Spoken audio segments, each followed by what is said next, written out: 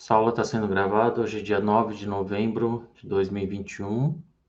Estamos na 13ª aula, se não me engano. Falta poucas aulas para o término do curso. Então já preenchemos praticamente 2/3 da disciplina, quase. Hoje falaremos ainda um pouco mais sobre... Pessoal, falaremos então... Desculpa a falha aqui. Continuaremos falando sobre substituição nucleofílica, mas já começaremos o novo tópico aqui de uma outra reação que a gente tem aqui para mostrar para vocês, que é a reação de eliminação, tá? A aula, as duas últimas aulas praticamente, né? Fiquei falando bastante de reações e eu gostaria, apesar de estar muito repetitivo, eu queria falar mais uma vez, porque isso aqui é um assunto muito recorrente, seja em disciplinas de química orgânica básica, seja em disciplinas de quando você for prestar algum concurso, que cai alguma coisa de química, é um tópico que sempre é recorrente, tá? Que é a reação de substituição nucleofílica. Aqui está uma equação geral da reação de substituição nucleofílica. Isso aqui vai ficar em todos os slides, tá? Só para mostrar que você tem um nucleófilo sendo substituído por um grupo que a gente costuma chamar de grupo de saída. É um grupo mais eletronegativo, costuma ser mais eletronegativo que o carbono, por isso que ele retém a carga negativa, e ele é substituído por um outro reagente chamado nucleófilo. Essa reação de substituição ela pode ocorrer de duas maneiras. A SN1, que é dividida em duas etapas. Essa reação, na primeira etapa, consiste na formação do intermediário carbocátion, e numa segunda etapa ocorre a adição do nucleófilo ao carbocátion. O segundo mecanismo é um mecanismo que a gente chama de um SN2, consiste em apenas uma etapa. É um mecanismo onde o nucleófilo se aproxima no carbono eletrofílico. O que é um carbono eletrofílico? Carbono com densidade de carga positiva. O que é um carbono com densidade de carga positiva? É um carbono ligado a um átomo mais eletronegativo. Um átomo eletronegativo que eu estou chamando aqui de X, ele tem uma ligação covalente polar mais voltada para ele. Isso faz com que o carbono fique com uma densidade de carga positiva suscetível ao ataque de uma espécie rica em elétrons. O nucleófilo sempre vai ser rico, e aqui o caso do carbono, ele vai ser o pobre daqui da reação. Nesse outro mecanismo, então, a gente só acontece em uma etapa, não tem formação de intermediários, e aí você tem o produto já aqui no final. Para a gente descobrir de maneira experimental se uma reação está indo por um mecanismo ou por outro, a gente pode recorrer à cinética química. A cinética química permite a gente relacionar as velocidades das reações em função. Então, dá para você descobrir se uma determinada reação vai ser por SN1 ou SN2 por determinando a lei de velocidade, né? Que aqui eu chamo de equações de velocidade. Isso aqui a gente obtém experimentalmente, então vai sair uma relação entre velocidade e concentração do substrato, multiplicado por um fator, que a gente chama isso de constante de velocidade. E a gente pode ter duas possibilidades: a velocidade depender só da concentração do substrato, lembrando que a reação envolve substrato e o nucleófilo para a reação acontecer. Se a reação só depender do substrato, significa que ela depende apenas do substrato para a reação acontecer, ou seja, é um mecanismo SN1, porque a primeira etapa é a etapa mais lenta, que é justamente a etapa que a gente depende só do substrato. Quando a gente tem uma velocidade, uma equação, né, que a gente obtém em matemática, que a gente obtém experimentalmente, e percebe que há uma dependência da concentração do nucleófilo também, é porque você está lidando com uma reação do tipo SN2. A gente depende tanto do nucleófilo como substrato para a reação acontecer.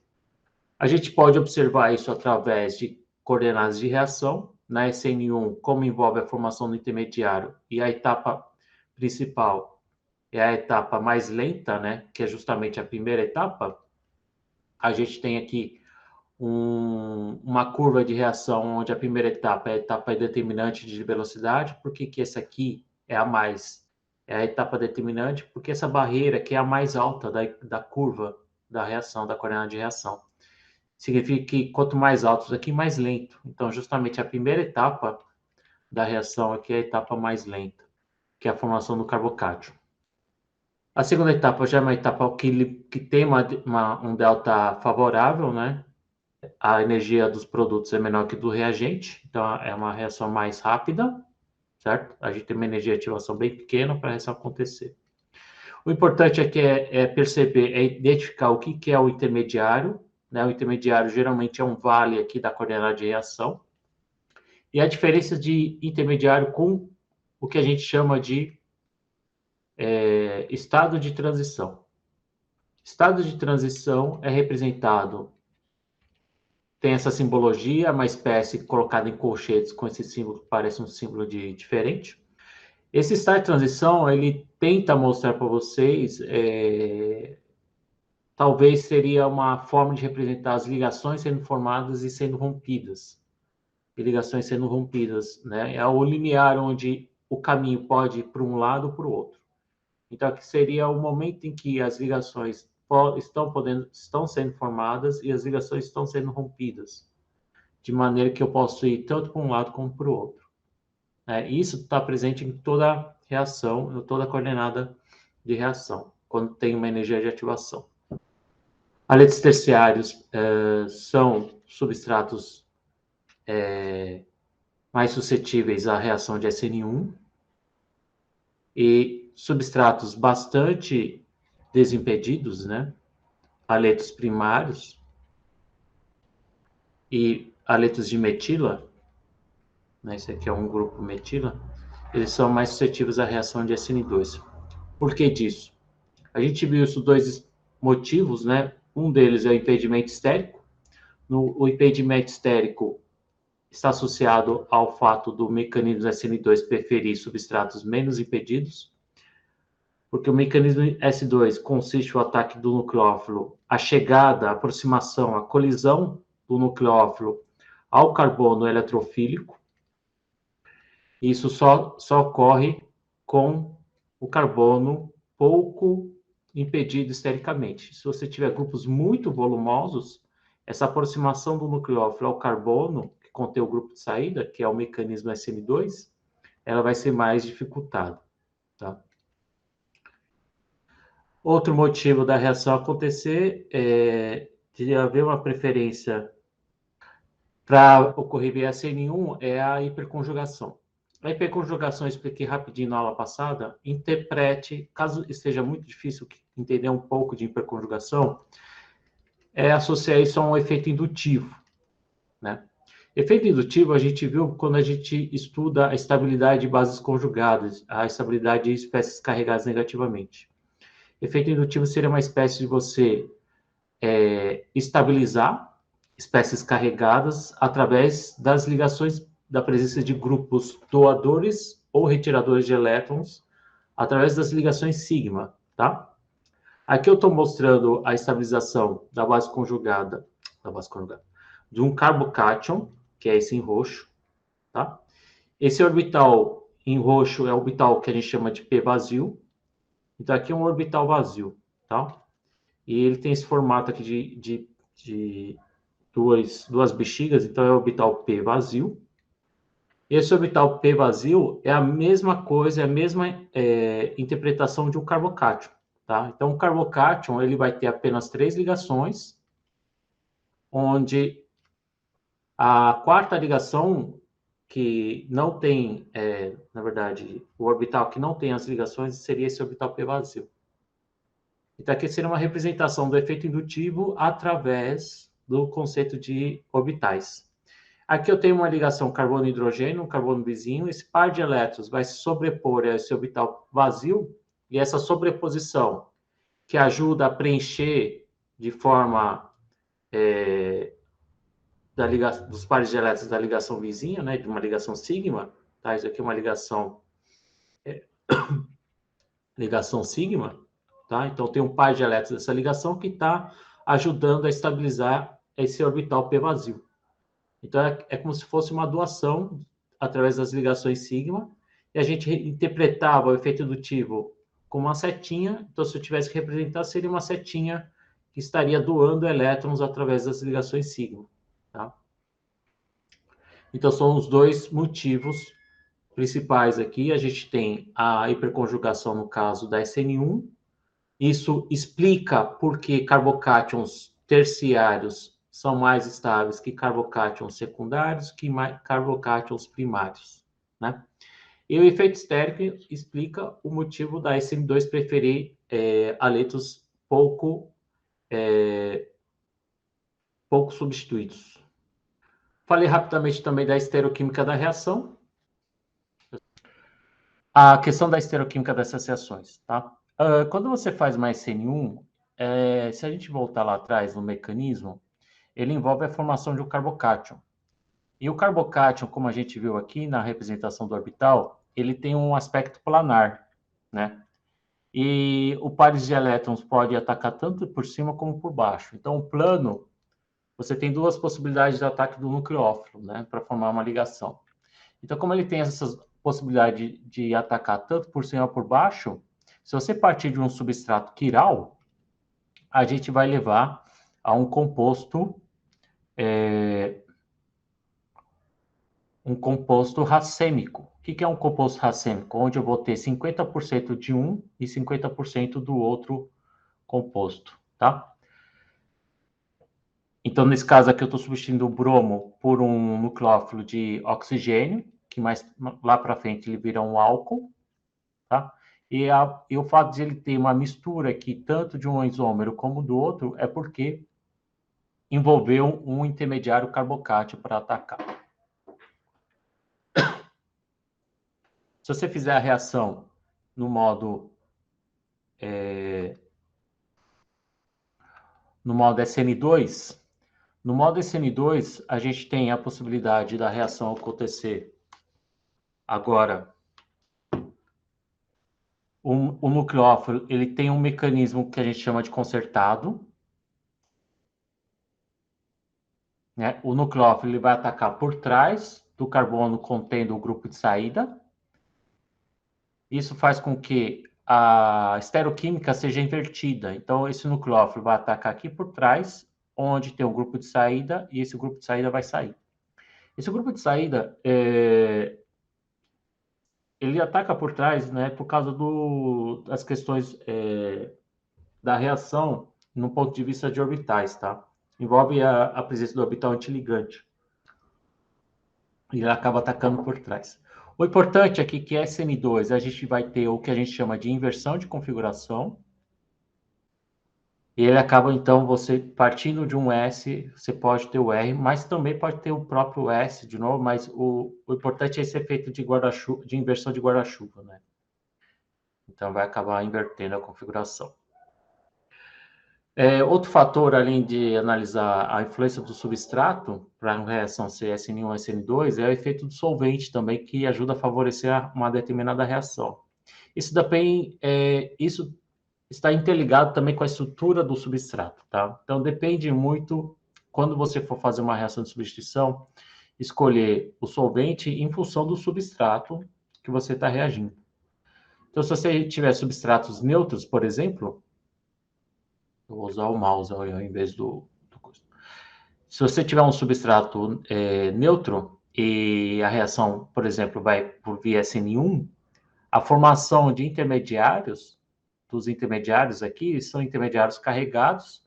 Então, se você quer favorecer a reação, né, do lado dos produtos, você precisa de um solvente que interaja mais com os produtos do que com os solventes. Isso acontece nesse exemplo aqui, com solventes que interagem melhor com cargas, espécies carregadas, do que com espécies neutras. Tá? Então, espécies carregadas interagem bem com solventes polares próticos, tá? Como eu tenho uma carga negativa, interagem muito bem com hidrogênio, certo? E aqui a espécie positiva vai interagir com a parte eletronegativa do solvente prótico, tá? Então, vai formar interações íon-dipolo que vai favorecer, então, esse tipo de reação. Mas, se você tem um substrato agora carregado, que pode levar a um intermediário neutro, aí, se você usar um solvente muito polar, ele vai diminuir a velocidade da reação. Vai acontecer, mesmo assim, mas você vai perceber uma diferença na velocidade da reação. Isso é uma questão bastante pertinente em termos de fisicoquímica, tá? Talvez em MRO vocês podem tem mais detalhes sobre a questão da solvatação nas reações, tá, do solvente. Eu tenho aqui duas reações agora no ponto de vista de SN2. Eu tenho uma reação aqui que os reagentes são carregados e os produtos são neutros. Numa reação SN2, os reagentes aqui, numa outra reação, são neutros, mas o produto é carregado. Tá? Então, aqui, se você usar um solvente polar que solvata melhor os produtos do que os reagentes, então, nesse caso aqui, não precisa de um solvente polar aprótico, né? Um solvente polar aprótico já é suficiente para solvatar melhor os produtos do que os reagentes. Nesse segundo exemplo, eu tenho uma reação onde o produto, na verdade, é um produto com carga. Então, aqui eu vou ter a reação vai ser mais favorecida, né? Vai ter uma velocidade aumentada com solventes polares próticos. Eu parei, creio, na aula passada, nesse ponto, quando eu comentei, então, tentando generalizar aqui a questão da preferência do mecanismo em função dos reagentes, só que existe um grupo aqui em que eu posso ter uma possibilidade de ter tanto SN1 como SN2, né? Que são os aletos secundários, os aletos benzílicos, os aletos que a gente chama alílicos, tá? Não precisa saber esse nome aí. O outro aleto benzílico agora com carbono a mais, e esse outro aleto alílico que tem uma dupla perto do carbono que está ligado ao grupo de saída. Okay? Nesse caso aqui, para esses substratos, eu posso ter casos em que eu vou ter uma reação SN1, posso ter casos que eu teria uma reação SN2. Existe um grupo aqui que está em verde, que é o grupo que é um grupo onde o carbono contendo um átomo eletronegativo, ele está ligado no carbono sp2, tanto aqui como aqui, tá? Essas reações de substituição nucleofílica, ela ocorre majoritariamente em carbonos do tipo sp3. Então, a gente vai ver nesse momento só reações envolvendo carbonos sp3. Carbonos sp2, esse ele não costuma ocorrer. Existem uns casos típicos, tá? Mas aqui é muito difícil, tá? A gente não vai explorar aqui, ele não chama SN2, nem chama SN1. Para esses casos aqui, ele acaba tendo um outro nome, mas é outro nível de complexidade que não vale a pena mostrar aqui. Então, vamos ver um pouco mais aqui, quando que eu vou conseguir fazer SN2 ou SN1 para esses tipos de substratos, tá? Para SN2, se você quer fazer uma reação do tipo SN2, essa SN2 vai ser preferida se você tiver um bom nucleófilo, tá? E você vai ter SN1 se você tiver um nucleófilo pobre. O que é um nucleófilo pobre? Seria um nucleófilo fraco, tá? E aqui seria um nucleófilo bom, a gente pode chamar isso de forte. E aí precisamos saber o que é um nucleófilo forte e o que é um nucleófilo fraco. A força do nucleófilo depende de vários fatores. Para a gente conseguir elencar um bom nucleófilo, a gente tem que levar em consideração esses 5 fatores aqui, tá? A carga, basicidade, polarizabilidade, solvatação, né, o solvente que eu estou usando, e a natureza do nucleófilo, né, a estereoquímica do nucleófilo, vamos dizer assim. Bem, cara, isso aqui lembra muito aquela aula de fatores que afetam a acidez, tá? Tá um pouco, lembra na aula de acidez e basicidade, a gente estava analisando a estabilidade da base conjugada. Para um ácido ser forte, isso aqui precisa ser fraco, tá? Agora, quando a gente quer ver a nucleofilicidade, é a tendência disso aqui reagir frente a um carbono eletrofílico, né? Então, ele tem que ser forte agora. Então, para que isso aqui seja forte, né, ele tem que ser pouco estável. Então, se a gente olhar o efeito da carga, por exemplo, uma espécie neutra com uma espécie carregada, é fácil identificar que espécies carregadas são mais nucleofílicos do que espécies neutras né? Pessoal, agora esse teclado está aparecendo demais agora. Do que espécies neutras, tá? Então, a questão da carga eu acho que é uma das mais fáceis de identificar, né? Quando você quer analisar a força de um nucleófilo.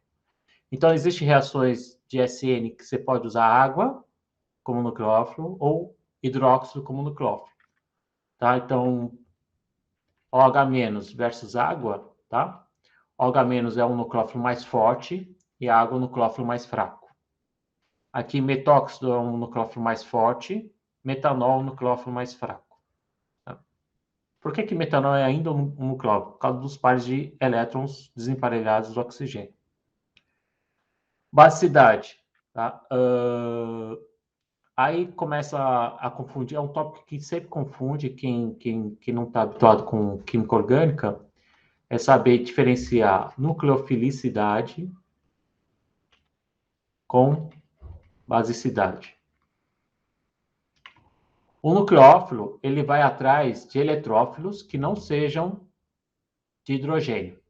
Tá? Então, por exemplo, um carbono com densidade de carga positiva, como está aqui.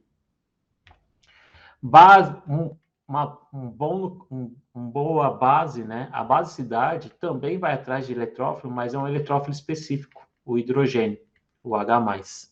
Tá? Essa é a diferença, falando de uma forma bem simplificada, a diferença entre um nucleófilo e uma base.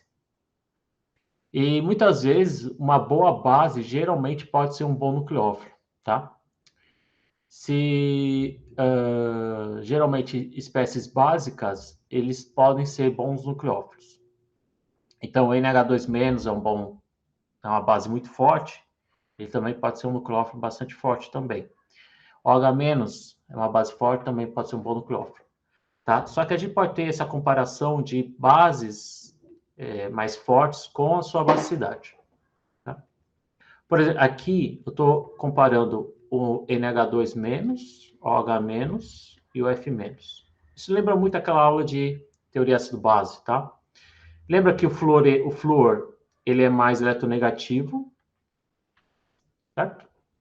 Por ele ser mais eletronegativo, ele vai reter melhor a carga negativa. Então, isso aqui seria mais estável. Enquanto que esse aqui, ele é menos eletronegativo pela escala de eletronegatividade. Então, esse aqui vai ser mais básico, porque ele é o mais reativo. Ele é o menos estável, então vai ser o mais reativo. Se ele é mais básico, ele também vai ser mais nucleofílico. Então, existe uma relação entre nucleofilicidade e basicidade quando a gente analisa elementos do mesmo período, tá? Então, aquela teoria ácido-base, isso aqui vai ser mais nucleofílico que o OH-, que vai ser mais nucleofílico que o F-. E eu não sei se vocês lembram da questão do tamanho, tá? Deixa eu ver se eu tenho um slide mesmo. Não, não tenho. Quando eu estava dando aquela aula de ácido-base, eu estava relacionando a estabilidade da base conjugada nessa série aqui, né? E nessa série aqui, por causa do tamanho, né? O tamanho aumenta aqui, isso aqui fica mais estável, né? Então é mais estável, tá? A carga negativa fica dispersa num íon maior do que num íon menor. Isso faz com que ele seja mais estável. Isso confunde um pouco em termos de nucleofilicidade, tá? Porque o fato do... Isso aqui provavelmente é um iodeto, e esse aqui provavelmente é um fluoreto. Vamos imaginar que eles estão atacando aqui um carbono contendo o grupo de saída. Esse aqui seria, na verdade, o estado de transição, tá? Eu estou formando uma ligação entre o iodeto e o carbono, usando o orbital antiligante dele. E aqui eu estou formando, ainda o fluoreto, por ele ser menor, ainda está chegando para formar a ligação com o carbono, tá? Como a nuvem eletrônica do iodeto é muito maior, tá, em termos de tamanho, ele não vai ter tanto trabalho assim para chegar no carbono, né? Enquanto que o fluoreto, por ele ser menor, ele vai precisar um pouco mais, ele vai ter um pouco mais de dificuldade aqui, né? Para chegar no carbono, para formar a ligação e expulsar o grupo de saída. Esse conceito se chama polarizabilidade, tá?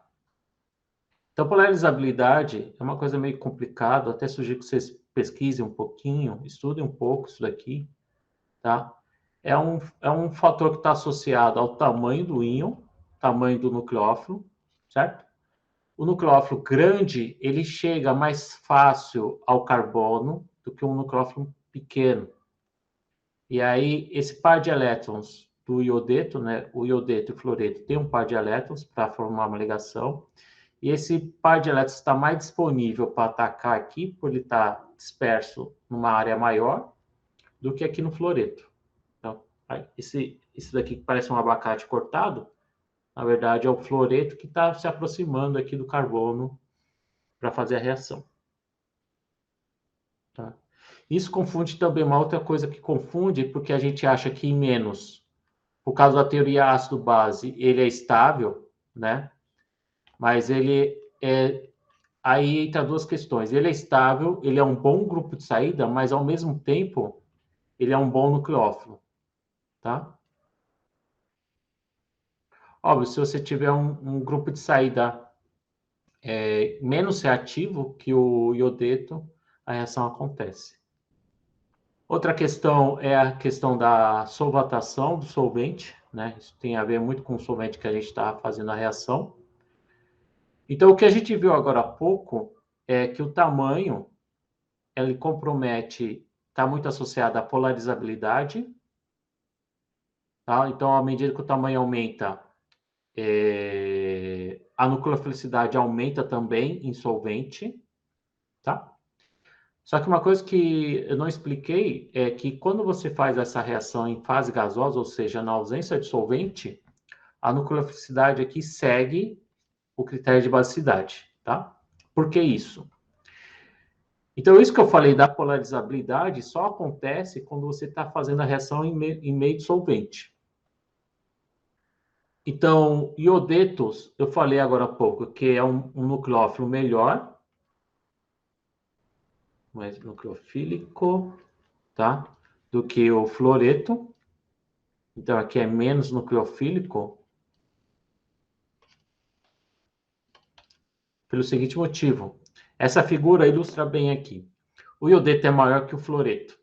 Tá? A questão da polarizabilidade, ele envolve a aproximação do iodeto mais fácil ao substrato, né? Essa nuvem eletrônica, ela pode deformar, por ela ser maior, ela se deforma mais facilmente para alcançar o carbono eletrofílico. E outro fato é que na presença de solvente, o fluoreto ele fica mais solvatado que o iodeto. Tá? Por que ele fica mais solvatado? A gente tem aqui um par de elétrons disperso nessa nuvem, e aqui a gente tem um par de elétrons disperso nessa nuvem maior, tá? Como esse par de elétrons está disperso no espaço menor, aqui a gente tem uma densidade de carga maior, tá? Densidade de carga é a relação entre a carga negativa e o espaço ocupado pela essa carga. Então, como você tem uma densidade de carga mais alta, você atrai mais moléculas do solvente. Enquanto que aqui eu tenho uma densidade de carga mais baixa, tá? Densidade de carga é a razão entre carga e o espaço ocupado por essa carga. Essa carga está mais dispersa, então aqui eu tenho menor densidade de carga no caso do iodeto em relação ao fluoreto. Isso faz com que ele seja menos atraído por molécula solvente. Qual a consequência disso? Tá?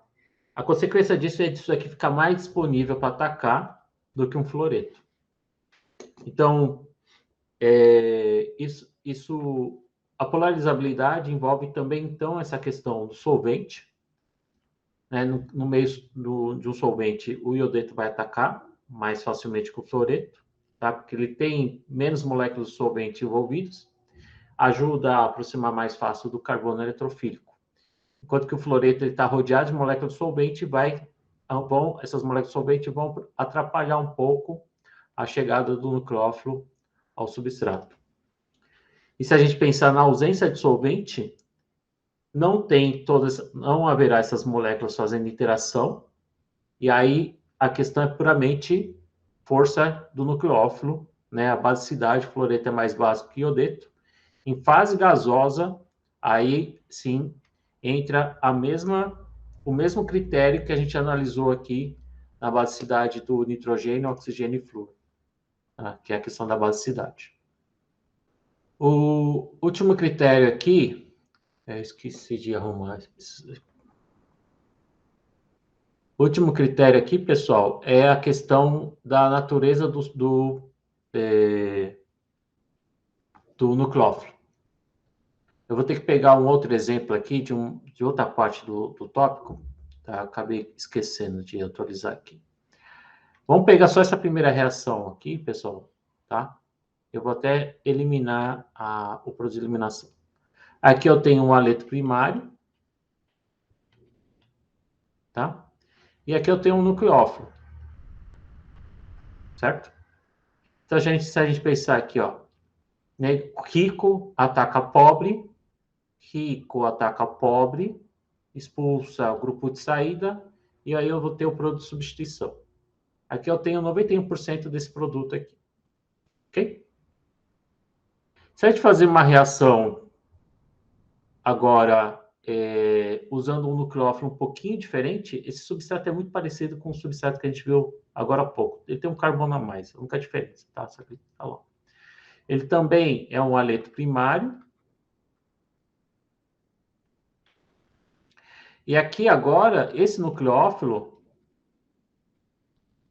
ele tem uma estrutura um pouquinho diferente.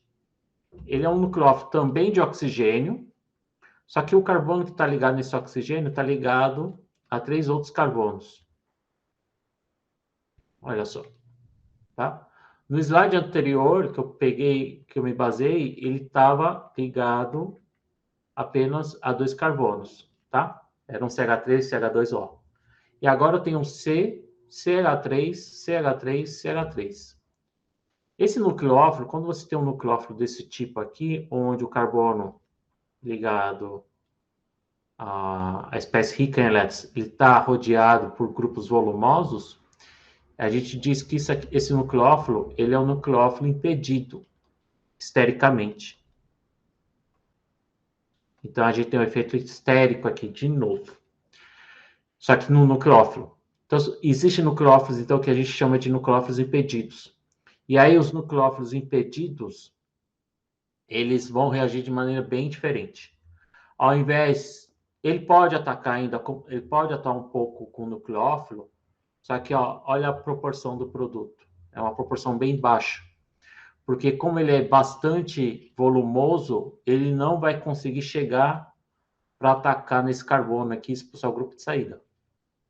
E aí ele muda o papel dele, tá? Não sei se vocês lembram lá atrás que existe uma diferença bastante sutil entre nucleófilo e base, né?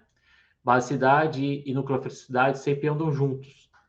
Então, se o nucleófilo não for muito bom, pode ser que ele atue, se ele não atuar bem como nucleófilo, ele pode atuar bem como base, e vice-versa.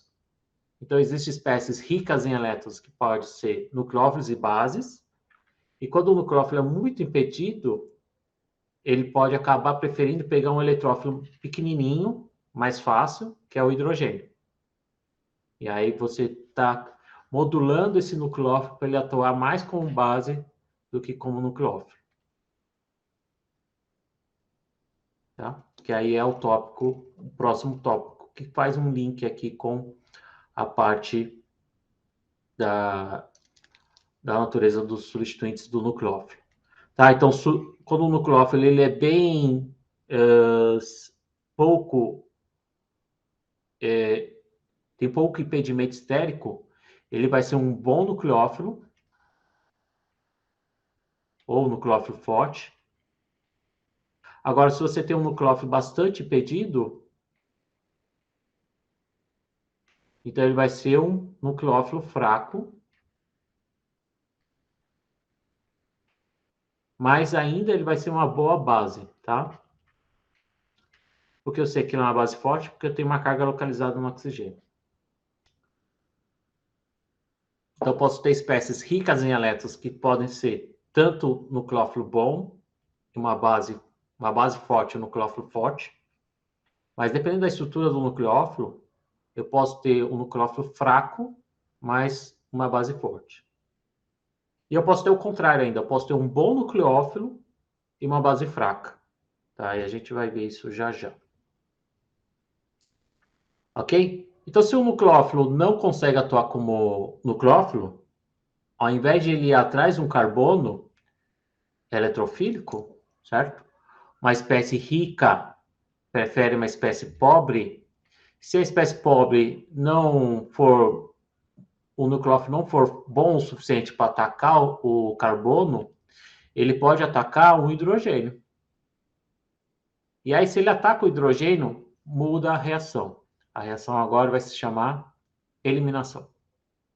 A reação de eliminação consiste em você reagir com o seu substrato contém um grupo de saída na presença de base.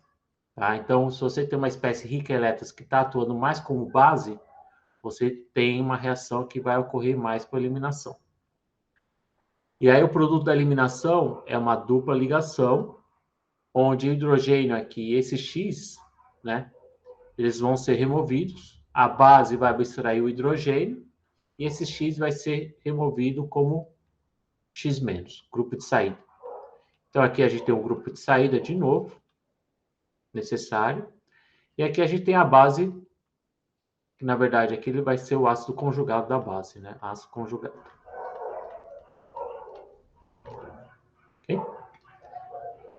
E também temos para essa nova reação que a gente vai estar vendo hoje, a gente tem duas maneiras de mecanismos. A gente tem o E1 e o E2. Muito similar, vou fazer uma analogia bem próxima a SN1 e SN2. A E1 também consiste em duas etapas. A primeira etapa é idêntica à SN1. Tá? A primeira etapa aqui é a formação do carbocátion.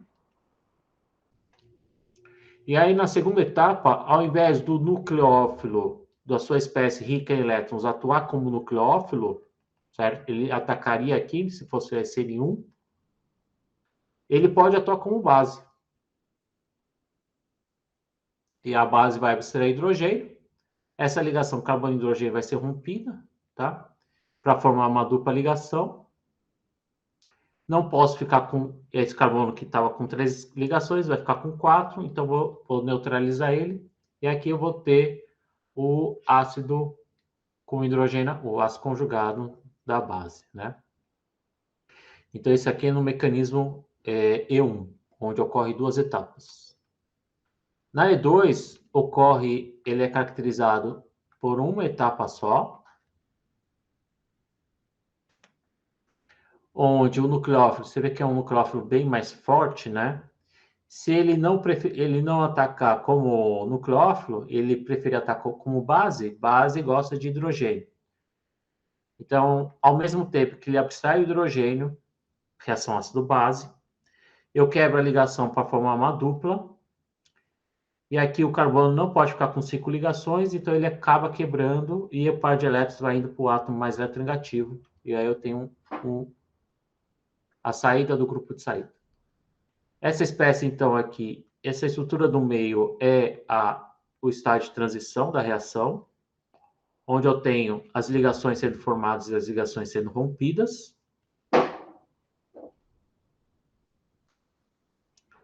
Então, eu estou formando uma ligação oxigênio-hidrogênio, eu estou desfazendo uma ligação carbono-hidrogênio, estou formando uma dupla ligação, estou expulsando a ligação carbono-grupo de saída.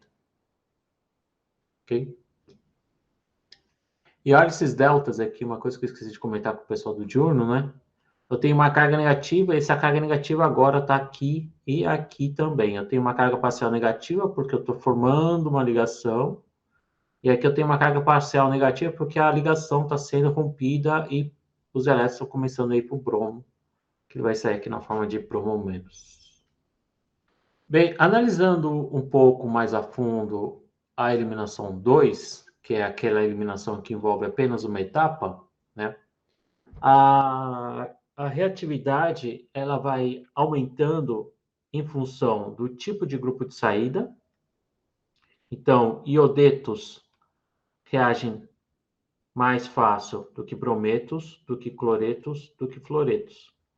Isso tem a ver com o fato do iodeto ser mais estável do que fluoretos. Tá? Por que fluoretos são menos estáveis que iodetos? Por causa do tamanho, né? Ele consegue estabilizar melhor a carga reativa, tá? O fluoreto também é estável, mas ele tem o problema de ele ser pequeno, e aí eu tenho uma densidade de carga alta, então o tamanho do iodeto acomoda melhor a carga negativa, por isso que iodetos são mais usados para fazer eliminação, porque são mais reativos. Temos a questão do substrato, isso aqui tem um nome, eu não gosto de cagar regra aqui, mas isso aqui pelo menos eu vou ter que dar um nome. Isso aqui se chama regra de Zaitsev. SAYTZEF, eu acho que eu escrevi certo. A regra de Zaitsev diz o seguinte, quando você tem mais de uma possibilidade de fazer uma dupla ligação, as duplas mais formadas, os alcenos mais formados, serão aqueles onde eu tenho mais substituintes ligados nesses carbonos. Tá? Então, é uma regra em que alcenos mais formados, com mais substituintes, serão preferencialmente formados, do que alcenos com poucos substituintes. Aqui eu tenho um alceno só com carbono com 2 hidrogênios, então eu só tenho um R aqui ligado nesse carbono, enquanto aqui eu tenho 2 R's, e aqui eu tenho 3 R's. Tá? Então, o alceno mais substituído é mais preferencialmente formado. Então, muitas vezes, se você comparar a reatividade de um brometo terciário com um brometo secundário, o brometo terciário vai reagir mais rápido para eliminação do que um haleto secundário. E E2, ele não... isso aqui confunde um pouco, porque o substrato para SN2, ele tem que ser o menos substituído possível. Só que um substrato para E2, ele reage mais rápido com um substrato bastante substituído. Tá? Isso vem pela regra de Zaitsev. E isso aqui também é muito comum, não só em E2, mas em E1, que a gente já vai ver. Tá? E E1 também, a reatividade vai aumentando, porque em função do grau de substituição, porque agora aqui é a questão dos carbocátions de novo. Tá? Então, se você tiver um carbocátion bastante substituído, então, se você tiver carbonos ligados a ele, né, que vem de um alceno, que vem de um haleto, tá? Haletos bastante substituídos também vão reagir mais rápido em E1, tá? Por conta da estabilidade relativa dos carbocátions, que isso aqui tem um nome, hiperconjugação.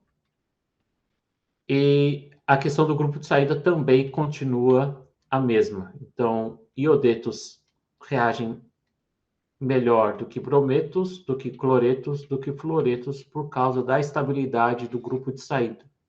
Iodetos são mais estáveis do que fluoretos. Aqui, falando em se tratando de uma E2, eu vou falar um pouco do aspecto da estereoquímica também. Na reação de eliminação, existe algo muito peculiar aqui na eliminação, principalmente na E2, que é essa disposição aqui do hidrogênio e do grupo de saída, tá? O slide aqui geral da equação geral sempre vai mostrar aqui um hidrogênio apontando para cima, numa conformação que a gente chama de, parece trans, né? Se fosse uma dupla aqui, que estão apontados em lados opostos, tá? E não é por acaso, porque isso aqui é um requisito para a reação de E2 acontecer. O hidrogênio e o grupo de saída, eles têm que estar em lados opostos. Obviamente, em carbonos diferentes. Então, essa representação aqui, eu acredito que vocês já tenham visto, é a projeção de Newman. É a visão dessa estrutura aqui, olhando através desse eixo. Então, se eu colocar aqui um olho e olhar nessa direção aqui, certo? Nesse eixo, eu tenho o primeiro carbono, que é esse aqui, e eu tenho um segundo carbono, que é o carbono em azul, que a gente representa aqui como essa parte aqui de trás, como essa bolota para ajudar a distinguir o carbono do outro, né? Esse carbono de trás eu tenho a ligação do grupo de saída. Então, o requisito para a I2 acontecer, você precisa ter o hidrogênio, que vai ser abstraído pela base, em conformação ante ao grupo de saída, tá? Isso aqui é um tipo de conformação, não é um tipo de configuração. Tá? Então, tem uma conformação específica para a reação acontecer. Visto isso, a gente pode, então, começar a analisar as possibilidades de estereoisômeros formados numa reação de eliminação, ou de isômeros formados da eliminação. Vamos pegar aqui o 2-bromo-pentano.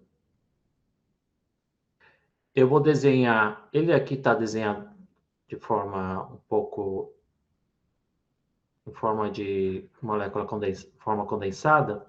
Eu tenho que identificar sempre numa reação onde está o grupo de saída. Tá? O grupo de saída está aqui, é esse bromo que eu estou colocando em roxo. Eu estou ligando ele ao carbono que contém o grupo de saída. Ótimo. Então, a dupla vai formar entre esse carbono. Então, o carbono que está, o grupo de saída está aqui. Identifiquei. Agora, eu preciso identificar, pessoal, o carbono vizinho ao carbono que contém o grupo de saída. Esse carbono vizinho precisa ter um hidrogênio para a reação de eliminação acontecer. Eu vou fazer isso em vermelho. Tá? Então, eu preciso identificar os carbonos que contêm hidrogênios vizinhos. Quais são os dois carbonos vizinhos? São esses dois.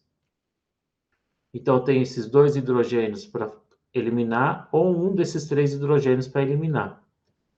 Eliminando um dos dois ou um dos três, vamos levar um produto de eliminação aqui e um produto de eliminação aqui.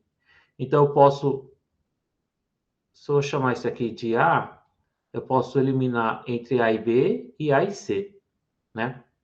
Se eu eliminar entre A e B, tá aqui, eu vou formar esse produto. E se eu eliminar entre A e C, eu vou formar esse outro produto, tá? Então, aqui é o carbono vermelho. E aqui está o carbono. Eu formei duas possibilidades, então. Essas reações de eliminação podem levar mais de um produto de eliminação. Se você tiver mais carbonos contendo hidrogênios ao vizinho do carbono contendo o grupo de saída. Esse primeiro aqui se chama pente 1-eno. E esse de baixo chama pente 2-eno. Quem é mais formado? O pente 1 ou o pente 2? Tá? Vamos desenhar isso aqui em formas de linhas de ligação para ajudar a ver se vocês conseguem enxergar melhor. 1, 2, 3, 4. Esse é um pente 1-eno e esse é o pente 2-eno. Tá? Você vê que isso aqui é um alceno monossubstituído e esse aqui é um alceno dissubstituído. Que eu falei lá atrás da regra de Zaitsev, quanto mais substituído o alceno, vai ter uma reatividade maior. Tá? Então, alcenos que mais substituídos são mais reativos, vão ser mais bem formados. Então, pela regra de Zaitsev, eu vou ter o 2-penteno em maior quantidade do que o 1-penteno. Certo? Entenderam? Essa questão aqui do 1-penteno contra o 2-penteno, você vê que a dupla aqui está em locais diferentes, mas eu tenho a mesma forma molecular. Tá? Essa questão é uma questão que a gente discute como regioseletividade. Então, eu tenho duas opções de alcenos possíveis, com as duplas em regiões diferentes da molécula, e aí eu preciso inferir quem que vai ser mais formado. Aqui no caso... Professor, Oi? desculpa, eu não consegui entender qual que vai ser mais formado através das estruturas. Então, esse alceno, Vitória, ele só está ligado a um carbono aqui, o resto é tudo hidrogênio, certo? Aqui, esse alceno, ele já está ligado a dois grupos, né? Tem um carbono aqui e apenas dois hidrogênios, tá? A regra que eu falei lá atrás é que os alcenos mais substituídos, alceno mais substituído em relação a esse, tá? Vão ser sempre mais formados, vão ser formados em maior quantidade do que os alcenos menos substituídos, tá?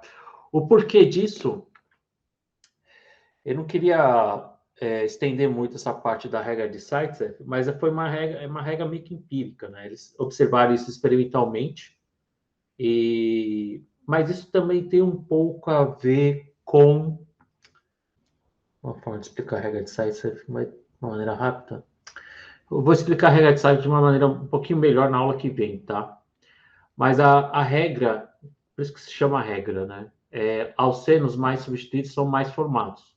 Então, aqui eu tenho um alceno com mais substituintes, enquanto que aqui eu tenho 2 hidrogênios nesse carbono, é um alceno menos substituído, tá?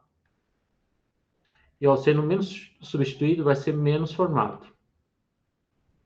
E o alceno mais substituído vai ser o mais formado. Ok? Essa é uma observação. E aí, para complicar, Vitória, tem a questão da estereoquímica da dupla. Como assim? É a questão de seletividade, estereoseletividade. Essa dupla aqui, eu só desenhei uma delas, na verdade. Por que eu desenhei aqui esse alceno trans? Não poderia, professor, ter formado o alceno cis? Né? Então, existem duas questões nessa reação. Isso é a questão da estereoseletividade também. Existe a questão da regioseletividade. O que é regioseletividade? É a questão onde a dupla vai estar, na ponta ou no meio, né? Isso tem a ver com a questão dos carbonos vizinhos com hidrogênios. Eu tenho 2 carbonos com hidrogênios que podem reagir com a base. Então, por isso que eu tenho 2 produtos de eliminação. Agora, eu tenho a questão do cis-trans, né? Desse produto aqui, que eu vou colocar em azul, eu não estou discriminando se é o cis, se é o trans. Tá? A forma que está desenhada aqui é a forma condensada. Agora, eu preciso decidir entre dentro do 2-penteno, qual que é o 2-penteno que vai ser mais formado? É o Z ou é o E? Né? O Z aqui seria o cis e o E seria o trans. Né? Alguém saberia me dizer qual que vai ser mais formado entre o cis e o trans? O trans? Isso.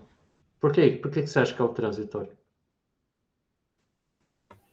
Porque eles estão de lados opostos, o H está no lado oposto? Tá. Só por isso? É. É o que eu consegui pensar. Uhum. É, é, é, é por aí mesmo, tá? Se você olhar esse grupo aqui, ó, CH2CH3, CH3, né? Qual que é a geometria de uma dupla ligação? É uma geometria planar, né? É um carbono sp2. E esses 2 grupos aqui, ó, são bastante volumosos, eu vou ter um certo impedimento estérico, né? Efeito estérico, certo? E quando eles estão em trans, estão apontados em lados opostos. Então, eu tenho menos efeito estérico aqui, menor efeito estérico, né? E menos efeito estérico do que aqui. Então, o trans vai ser mais formado, tá? Então, você pode olhar pela estrutura que o trans vai ser sempre também mais formado do que o cis. Se vocês colocassem esses grupos aqui na projeção de Newman, é como se a gente avaliasse os 2 grupos aqui, né? E se fosse no cis, eu teria um grupo aqui e um grupo aqui. E essa conformação é uma conformação que tem uma energia mais alta do que eu colocasse os 2 grupos em lados opostos, né? Não sei se vocês lembram dessa aula de análise conformacional, tá? Mas é questão puramente estérica, espaço ocupado pelos grupos no espaço tridimensional. Certo? Então tá certinho, Vitória. Ok? Então eu tenho, em uma única reação, eu tenho 1, 2, 3 produtos possíveis. Tá? Então, entre o 1-penteno e o 2-penteno, eu falo que o 2-penteno vai ser mais formado que o 1-penteno, por causa da regra de Zaitsev, eu tenho um alceno mais substituído. Ponto. Isso responde à regioseletividade. Agora, eu tenho a questão tudo bem, vou formar o 2-penteno, mas existem dois tipos de 2-pentenos, o cis e o trans. Qual que vai ser formado? Vai ser formado o trans por questões estéricas, tá? Aqui, o cis, esses grupos aqui, eles vão ter um certo impedimento estérico, que vai ser menos formado do que o trans, tá? Isso analisando só uma reação. Eu sei que está difícil, tanto é que o pessoal da manhã pediu para a gente, para a próxima aula, a gente fazer exercícios, tá? Então, a proposta da próxima aula é tentar aplicar esses conceitos que a gente está vendo aqui hoje, tá? Em problemas, tá? Em problemas e questões. Bem, aqui a gente tem a eliminação em compostos cíclicos. Eu preciso também ter a mesma proposta aqui para a reação acontecer, né, em aletos cadeia aberta, né? Eu tenho que ter o hidrogênio e o grupo de saída em antiperiplanar, que é o termo usado aqui, tá? Eu preciso ter isso também em sistemas cíclicos. Então, se você tiver um grupo de saída apontado para baixo, certo? O carbono vizinho, se ele tiver um hidrogênio apontado para cima, como está aqui já, eu posso formar uma dupla ligação aqui, tá? Entre esse carbono e esse carbono. Mas se eu tiver um hidrogênio nesse outro carbono vizinho aqui, então eu posso ter também a possibilidade de formar uma dupla aqui, tá? O bicho pega quando eu analiso os sistemas de anéis de 6. Eu sei que ciclo hexano é um porre, tá? Mas ele vai aparecer em algumas situações. E essa aqui também é um caso que a gente precisa analisar.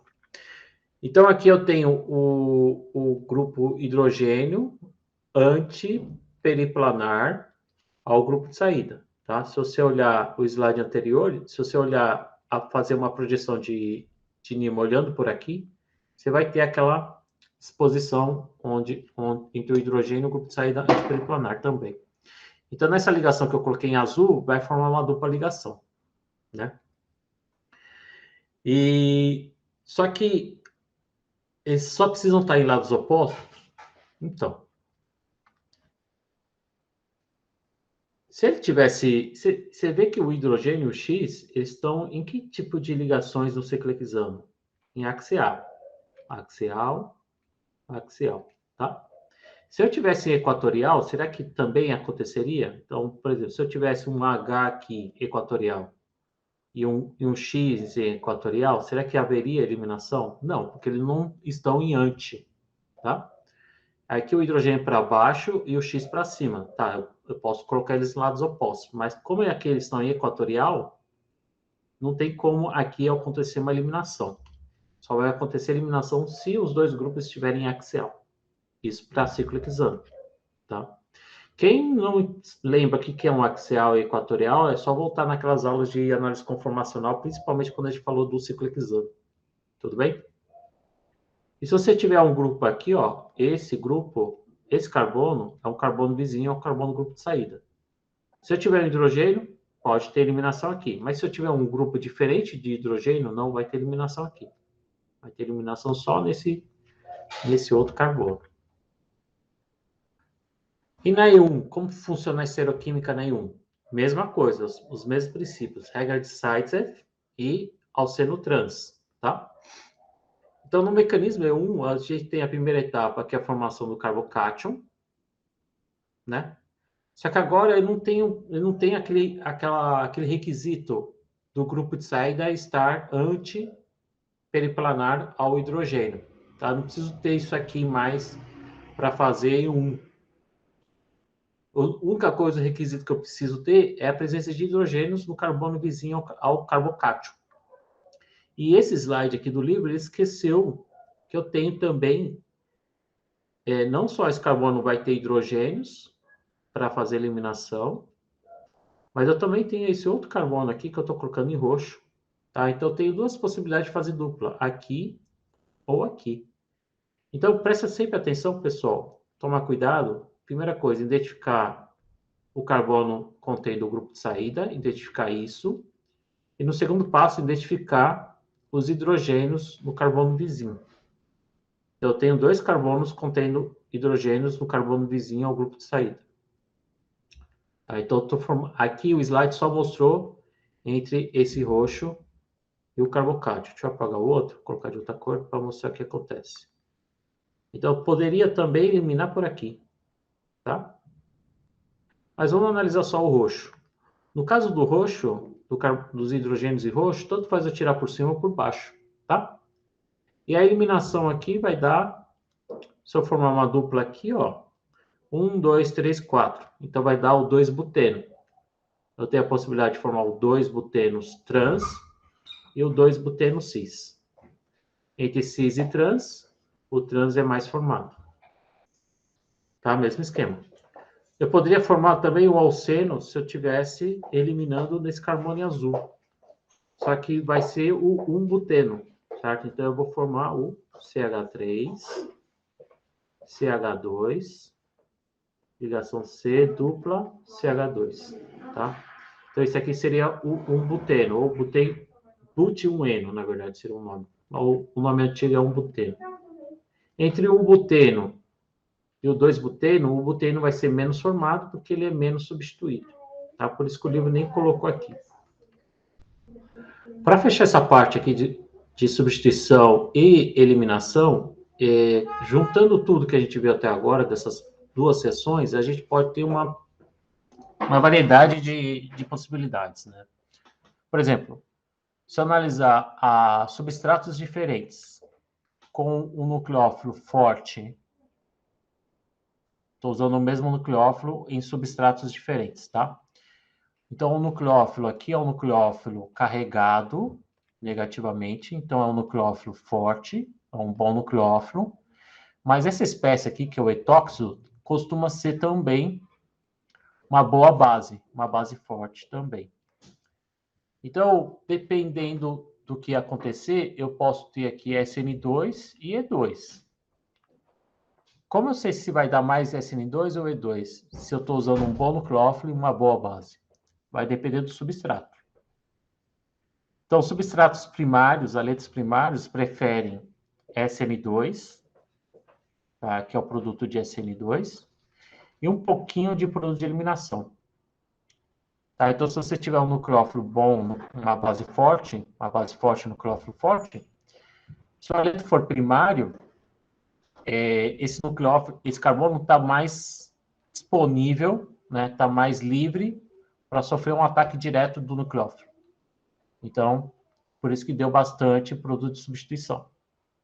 Agora, se o nucleófilo, o carbono contendo o grupo de saída já começa a ter um certo impedimento, o carbono vizinho a esse carbono primário, ele já está mais substituído. Então, eu já vou começar a ter um pouco mais de impedimento estérico.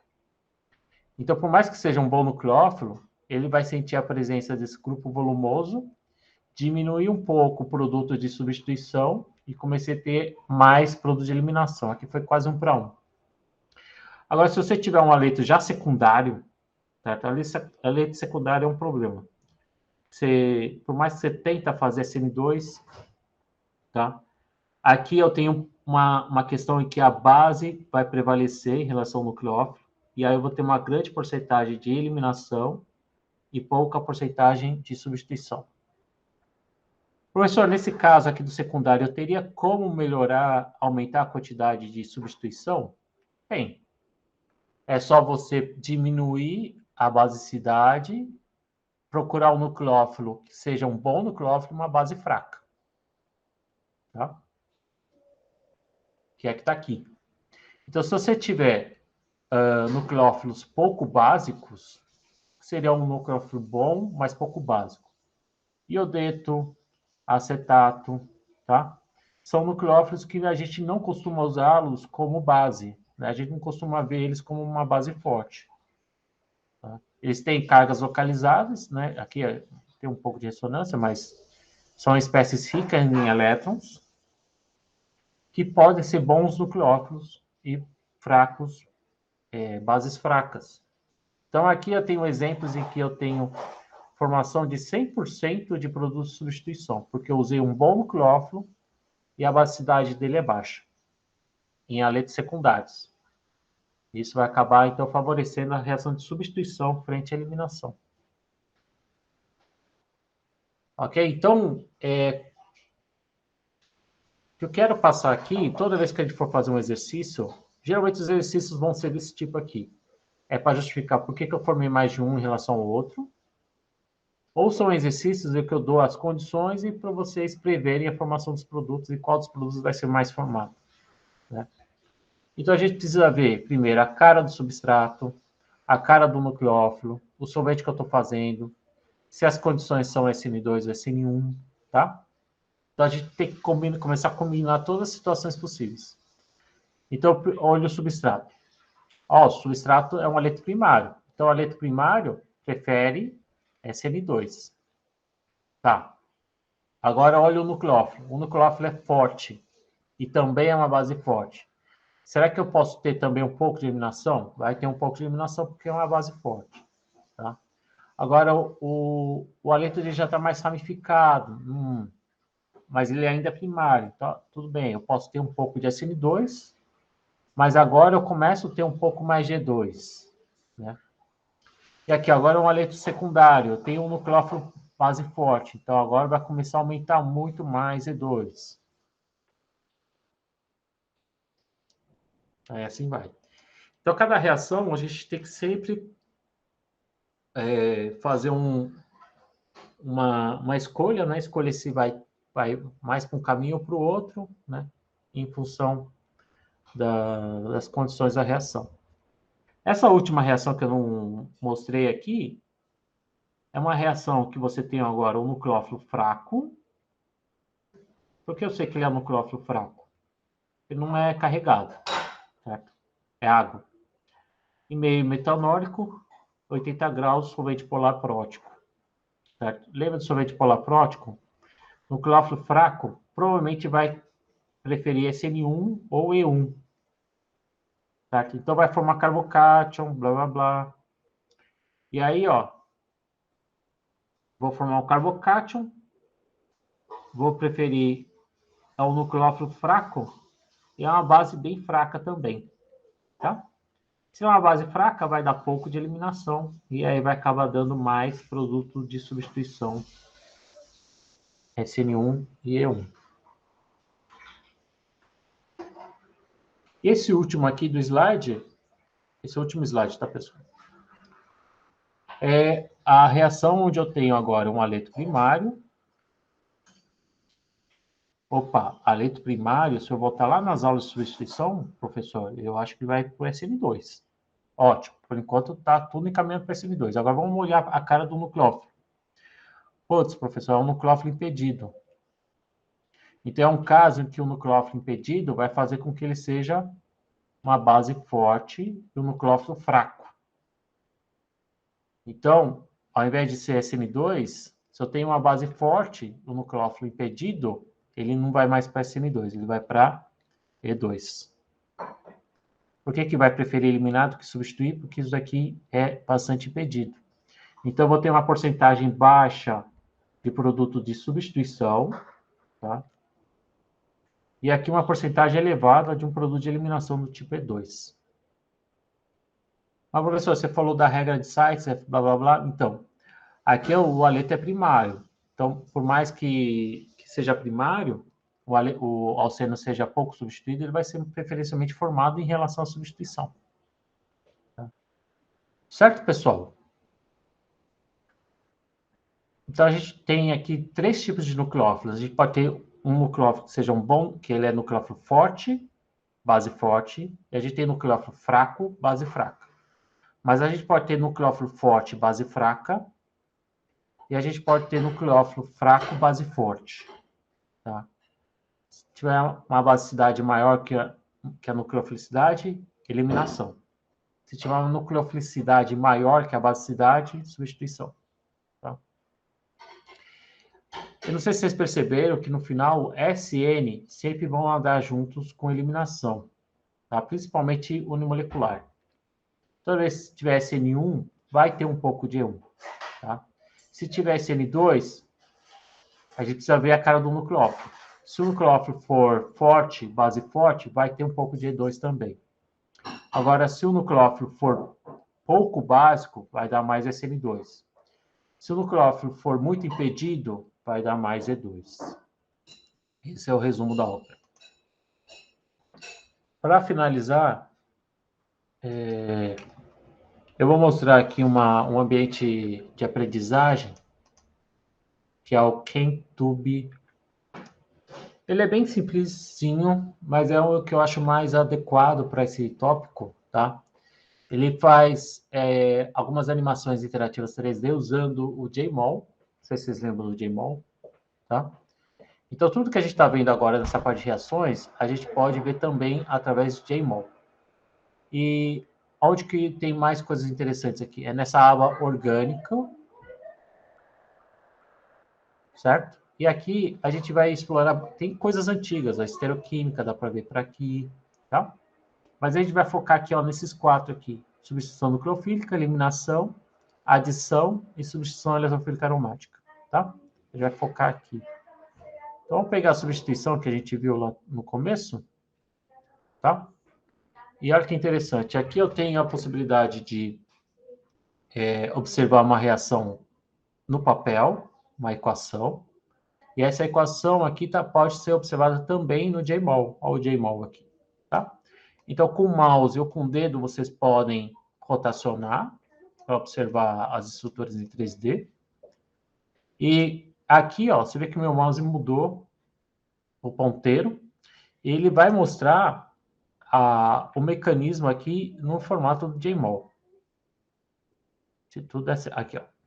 Só que ele fez uma gambiarra grande aqui, que ele usou uma ferramenta de JMOL para representar a seta, né? Essa seta aqui parece uns conectores, mas são setas para a gente, tá? Então, essas setas aqui estão mostrando o nucleófilo atacando o carbono por trás e a ligação carbono-cloro sendo expulso, tá? E você vê que a seta também é o link. Então, se eu clicar na seta, ele vai mostrar a reação. Então, ele faz uma animação mostrando a reação acontecendo, tá? De novo, nucleófilo ao estado de transição aqui, saiu o grupo de saída. Então, esse verdinho é o cloreto e esse produto aqui é o brometo de metilo, tá? Então, clicando na seta, você tem a dinâmica acontecendo aqui, a reação acontecendo. Ok? Esse é o caso bem simples, né? Para entender a substituição nucleofílica. Se a gente pegar a que vocês podem explorar até aqui, tá, pessoal? Esses 2 últimos vocês não precisam, porque é outro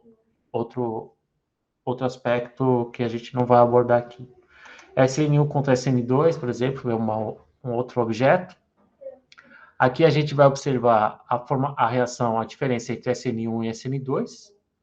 Então, a gente pode observar aqui, ó, que é tudo linkado, tá, com JMOL. Então, você quer ver essa seta aqui com essa estrutura, tá? Essa estrutura aqui é o cloreto de benzila, né? Aqui é o aromático, que ele, para deixar menos poluído, ele deixou só em linha. Aqui está o carbono contendo o grupo de saída. Então, se eu clicar aqui, ele vai mostrar a seta, que é justamente a quebra para a formação do carbocátion. Então, eu posso clicar aqui que vai mostrar o carbocátion. E aqui o nucleófilo, que é esse trambor inteiro. Aqui, na verdade, é o par de elétrons do enxofre desse trambor que vai atacar o carbocátion, tá? Você vê que o carbocátion é planar, né? E aí tem a possibilidade de atacar aqui por cima ou por baixo, tanto faz. E aqui eu vou ter o produto formado, né? Que é o produto de substituição nucleofílica via carbocátion. Se vocês quiserem ver as animações, é só clicar nas setas. Então, vou mostrar, então, a formação do carbocátion, depois o ataque do nucleófilo com carbocátion e a formação do produto, certo? Isso tudo aqui são as 2 etapas da SN1.